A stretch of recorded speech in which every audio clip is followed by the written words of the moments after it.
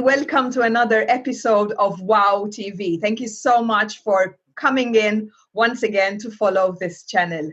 With us today we have Harjit, aka Sach Kaur, a Kundalini Yoga teacher. Yay, I said it well. Hi Harjit, thanks for being here. Hello, Angèle.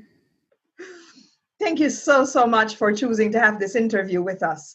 So, Kundalini Yoga teacher, can you take us with you on a journey on how you chose to be a Kundalini Yoga teacher and how you discovered that you have this gift? Yes, I actually came across it accidentally, to be honest. I was looking for a Tai Chi class and I was doing some selfless service in the community, and I was handed a leaflet. I put it away in my jacket, and that was the end of it till I had to wear the jacket again, and it came up. And I actually went to look at what this was, because I knew nothing about any form of yoga. So I went along to one of the classes at the local missionary centre, and it was just from there that I, got started on my journey, and that was back in 2007. Wow. I love this coincidence, which is never a coincidence, right? Because I believe that everything happens for a reason. So had you not gone into that class and had you not put that leaflet in the jacket, you wouldn't even be here. So this was really meant for you. And what did you do from there after the class? What was the next step for you? The next step for me was to try the different teachers on the different days. Because I used to go on a Tuesday, and I found the Tuesday teacher was doing the same session. Maybe he was doing it for a couple of weeks, the same session. But I wanted to see what else was there with this practice. So I tried the Monday, the Wednesday, the Thursday, the Friday class, and then I resonated with one of the teachers there who was German, and he took me under his wing, and I, just started doing it like 3-4 times a week in the evenings, and I started my own practice at home. And before I knew it, 2009, my father passed away, had a massive heart attack, and after that it sort of literally shook me. So I needed something to dive into to help me with the grieving process, as well as help me shift from where I was. And I found the Kundalini Yoga really helped me. And I went on a spiritual journey to India with my yoga teacher and 70 other students from around Europe, most of them Russian. And we, I spent 2 weeks on this journey, and I came back and I immediately signed on to do the teacher training. Wow, my goodness, that's amazing. The two biggest things that reached out to me and resonated with me was that you were looking around to resonate with the right teacher. So perhaps you can bring out also that side of things, how you should resonate with your teacher, and also that it actually helped you in your grieving process. Yes. So resonating with a teacher, it's a case of how the teacher can inspire you. How, when you go to the class, what it is that opens you up. How that teacher can actually connect with you without, any words or anything. It's just awareness. And, I found it really profound, and it just took me to another level. I think when something is meant for you as well, it does take you on this journey. I've experienced it as well myself, not with my first coaching, but with the second one. It's just you feel as if you belong. And at first it doesn't make sense, but then you really realize, as you said, that the other person brings out your best. And that is, I think, what we are looking for right here. Yes, and it's very important that you have that connection, and they can really feel it in you, so you can also help them with their journey, whatever that journey may be. So yes, that was my connection with my teacher, and he's still my teacher. And it's it's been an amazing journey, because after doing my teacher training, I didn't do the teacher training to teach. I did it for my own healing purposes. And he asked me to cover his classes, and the next thing I knew, I was covering his classes. Wow. And then I opened up my own class. Oh my goodness. Wow. Okay, so this wasn't even the aim. You just literally fell into your lap. Wow. Just everything was aligned for you and everything was prepared, and you're like, okay, I will help. This is really good. And I like how you also mentioned again that it was part of your healing. You chose to do this to heal. So the bracket for me is people can do Kundalini Yoga to heal. Yes. There are so many, the yoga is about the awareness, and it brings out a lot of awareness in yourself. It's about, it's more about your breath work as well as the physical exercises. And Kundalini Yoga isn't for everyone, because it's, a lot of mantras, the mantras help the vibration of you to rise, okay, in your awareness of your being. But it's a bit like Marmite. Either you like it or you don't like it. So it really depends on the person and who's teaching and how you connect with the teacher, and whether they resonate with you, whether it resonates with your whether you resonate, how you feel in yourself is what it brings out from you. When you mentioned breath, I know that everyone breathes all day long, but I think we are not aware. So how is this different in yoga? And is this the foundation of everything that you do and you teach? Yes, it is. The breath work is very important, because I find a lot of the time we breathe automatically, but when we breathe with awareness, it takes you to a different dimension within you. And it can also, just being with your breath and listening to your breath and taking a deep breath from your navel, instead of, a lot of the time we're just breathing from our diaphragm. So you're not having that full breath. And the other thing I've noticed a lot of people do is they don't breathe properly. So if you watch a baby breathing, the belly always goes up and then comes down. So if you were to take a breath in, really your breath should be going in, but at the same time your belly should be coming out, which is a proper way of breathing. But some people, when they're not breathing properly, this is how you get anxiety. One of the reasons why people have a lot of anxiety is because they're not breathing properly, or they're not taking a long enough breath into their body. So, fundamentals of yoga is the breath work. You're reminding me of something I experienced in my life. So I do sing, and I did go for singing lessons. And I remember my teacher literally asking me to lay down on the floor and asking me to breathe, but fill in my navel. And obviously my chest was going up, and she said, no, and I had a light book, I remember. And she's like, until the book moves, we are not. And I needed about 3 weeks to master breathing. And thinking about it, I remember it was so obvious that everyone knows how to breathe, but we don't. So how do you go through this journey, and how do people relax into allowing you to teach them how to breathe or guide them? Okay, in a Kundalini Yoga class, what we normally do is we tune in to our higher self. We have a mantra, Om Namo Gurudev Namo, which is, I bow to the teacher within and the infinite teacher. And then once we've tuned in, I get everyone to settle in to their mats and just breathe naturally. And we do some pranayama exercises, can be 2 minutes, 3 minutes, a few different ones, left nostril, right nostril, alternative nostril, breathing through acetyl breathing, which is like breathing through your tongue, which basically calms the whole system down. And it's very good if you've got temperature as well. So a lot of things here. I had to try that one out, but I don't want to show you my tongue. So I was like, okay, interesting. all you do is you make a U out of your tongue and you stick it out and you breathe in and out. Okay, okay. Does this have anything to do with dragon breathing or fire breathing? Breath of fire. Breath of fire is where you bellow from your belly. Okay, okay. And it's like coming through your nose. So it's,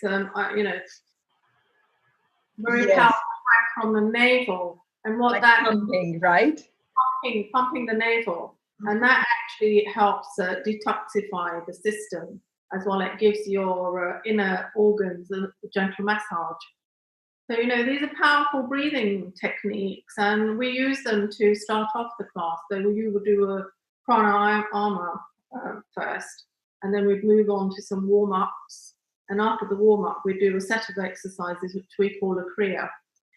It could be on the glandular system. It could be on, your immune system. It would just depend on what I pick.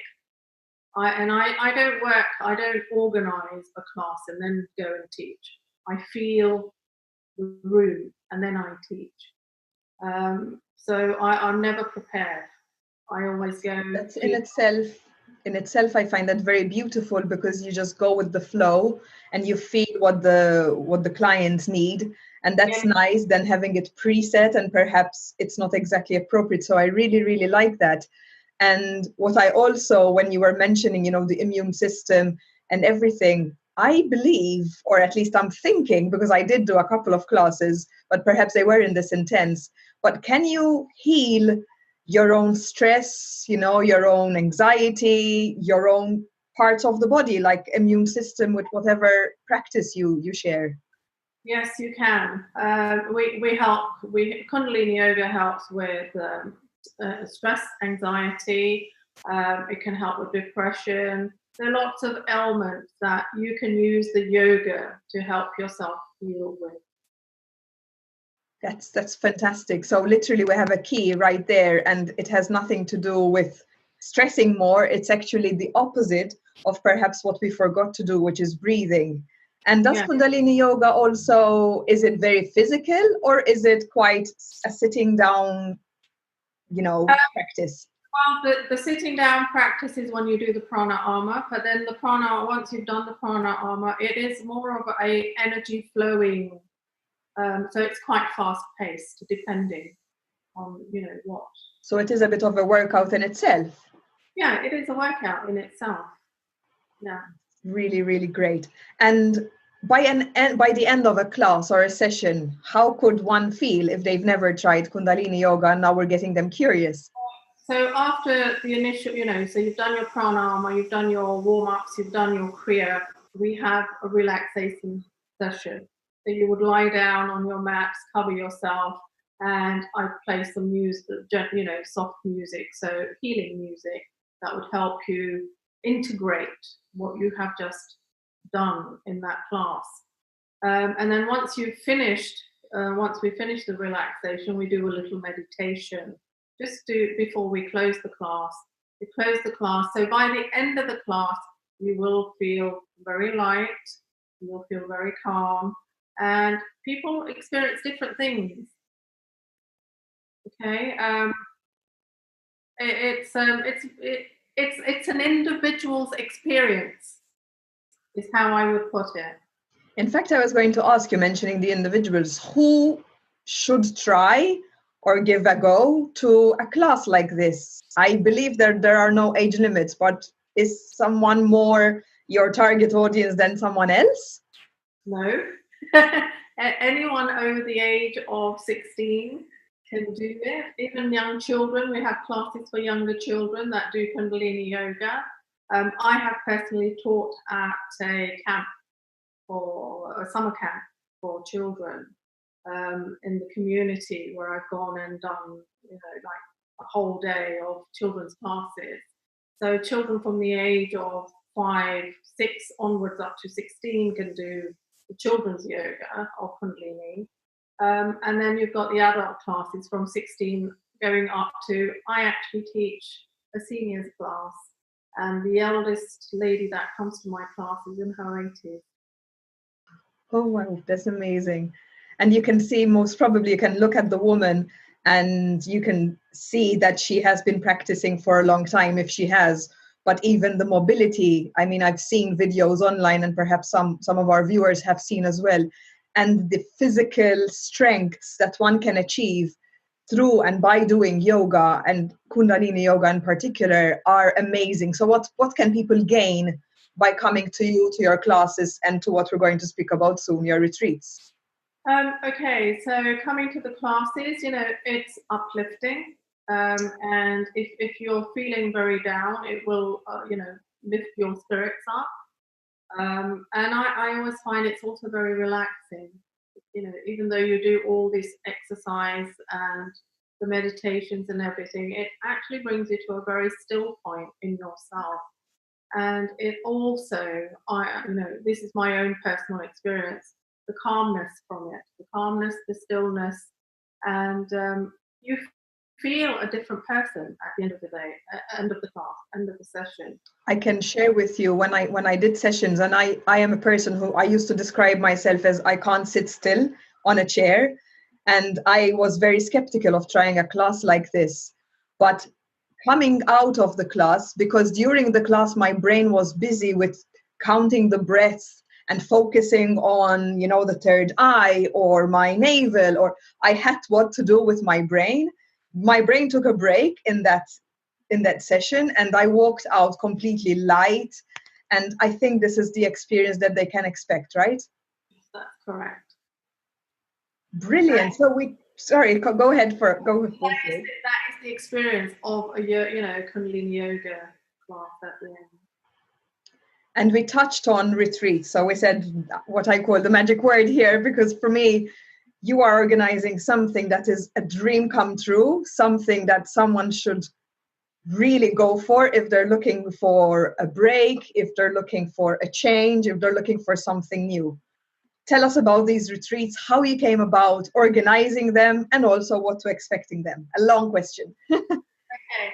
I was working at the Om Yoga show, helping out on the Kita table a few years back, and I was approached by someone who gave me, wanted to know about what I do and what I was doing on the table of the Kita. The Kita is the Kundalini Yoga Teacher Association, and we have a table where people can come and question us about Kundalini Yoga, talk to us about where the classes are and whatnot.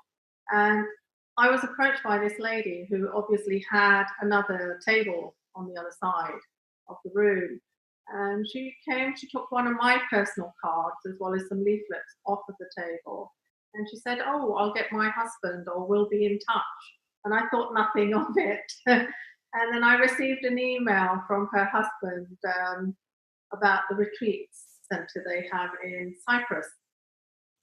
So I thought nothing of it, and I didn't ignore it. I knew it was there, but he sent me another correspondence. So this time I responded back to him, and we had a meeting up in London.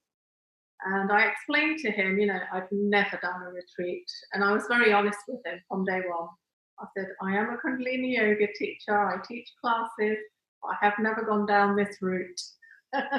So he was so helpful. He said, "Look, we'd be happy to have you come with your students to the retreat and, experience it." So what I did was I initially went myself for a weekend to view it and experience the yoga there, and because they have a yoga teacher there already. But this was more for me to go and see how I could take my students out there. So I came back and I put it out to my students. How, would they be interested? And it was like, all hands up. Me, please. ready to go out there. So my first retreat was in 2015. I took all my students, all 12 of them, out to Cyprus for a 7-day Kundalini Yoga retreat. So that's where it started, and I've done 2 in Cyprus, and this is my 3rd one. And this, again, I put out to my students, and they all said yes to start with. And then, of course, everybody's got different commitments in their lives. So I've still got 4 rooms available on this retreat in Ibiza. And it's happening in Ibiza, and it's all on self-love. Wow, nice location. Did you choose Ibiza for a particular reason, for fun and party reasons? Well, I actually was I belong to a retreat group, and one of the ladies put out that she had this beautiful villas that she owns in Ibiza. So I asked her to send me some information, and then she sent me 2 dates that she had available.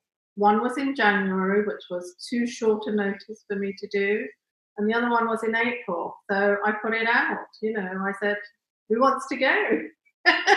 And I organised it. So here we are today. So yeah, it's happening on the 21st of April through to the 28th. Brilliant. Brilliant. So anyone watching can literally join in, can check if there's still space available, because I know this is going to be, grabbed. And it's for 1 day, right? It's a whole week. Okay. Oh yes, you just said from the 20th. Sorry. So it's a whole experience. And what can they expect during this experience? Okay, the whole experience starts once you arrive there. From my last retreat, I don't know if you can see this. This was my little booklet.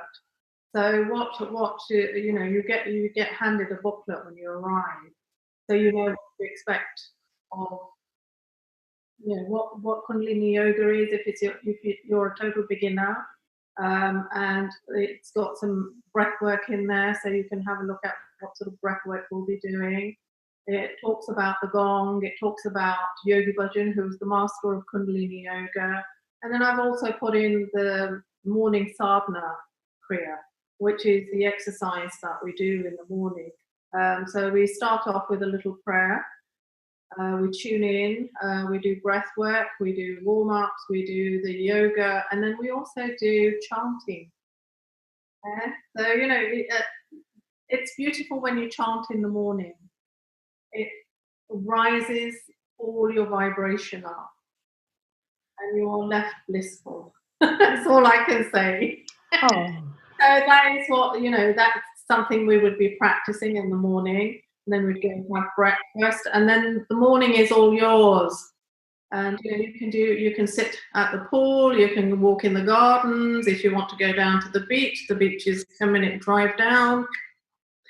And I will be offering, if anybody wants, dynamic healing, reflexology, Indian head massage. Or if they want to, have a professional come in and do a massage, we have that also on site. So and there's a pool there, so there's a swimming pool. So it's a week of 2 classes of yoga, and then the rest of the day is yours to allow it to sink into you. And the retreat is all about self-love. And the reason I picked self-love was I find that we're too busy in our lives. We don't spend that time enough to pamper ourselves, as in, nurture ourselves, not pamper, that's one word, nurture ourselves. And the kriyas we'll be doing to open the heart. So you can actually feel self-love. A lot of the yoga that I'll be teaching will be all about coming back to yourself and healing yourself with the meditations and the yoga. So yeah, there's a lot, and we will be going out one day to visit the island. Okay. The spots in the island, there's an ancient cave there. Then there's the energy point. There's lots of things on the island that we will be visiting on one of the days. Even on my last 2 retreats, I take the students out on a day trip as part of their experience of the island. So it sounds like a perfect week for anyone watching to just jump in, and if they deserve a break, if they need a break, or if they need something off completely their routine and their schedule, they just should contact you in the links that we're going to leave in the comments below. But the last question, Harjit, for those people who are watching and are like, oh my gosh, this sounds amazing, but are like watching and looking but doing nothing, why should they come? What are they going to take back from this journey? Well, the journey will bring them back into their own self-love. And I think that's the most important thing that you can bring back. Okay? And not only that, you will come back with an experience of Kundalini Yoga that you have never experienced before. And it is all about self-awareness. And it will be an awakening of your self-awareness. So, you know, it's my students who've been on retreats with me, I'll put some, you know, there is already on the retreat website a testimonial from one of them. And what they've found is they've always found it inspirational. They've come back with feeling much more calmer. The stresses of their lives have been much more lighter. They have tools that they can use that can help them in their everyday life. So this is what I'm offering. That's simply amazing. Honestly, good luck with it. Harjit, good luck for the retreat, and also those lucky people who are going to manage to get into the remaining rooms, because I know that after they see this interview, everyone's going to contact you and come running to you, because it is an experience of a lifetime. And I really hope that in the coming days, when the dates are right for me, because unfortunately I already have plans for those dates, I will also be meeting you as well, because I would love to come on an experience like this, because I know it will be life-changing. And if you are still thinking about it after watching this, do contact Harjit in the comments, in the links that we're going to put in the comments, and speak with her if you have any questions. And I'm sure that you are going to answer their questions, right? Yes, of course. Any questions that you have, you can either contact me on Facebook or via any of the, you know, or email me, whichever you like. And I'm happy to do a one-to-one talk as well if you feel you need to. Brilliant. So there's literally no doubt, if you have a question, just reach out. It actually ended up rhyming. Thank you so much, Harjit, for being here. This is amazing. I wish you all the best of luck, and I honestly can't wait to meet you on your next retreat. Thank you so much. Thank you, Angèle.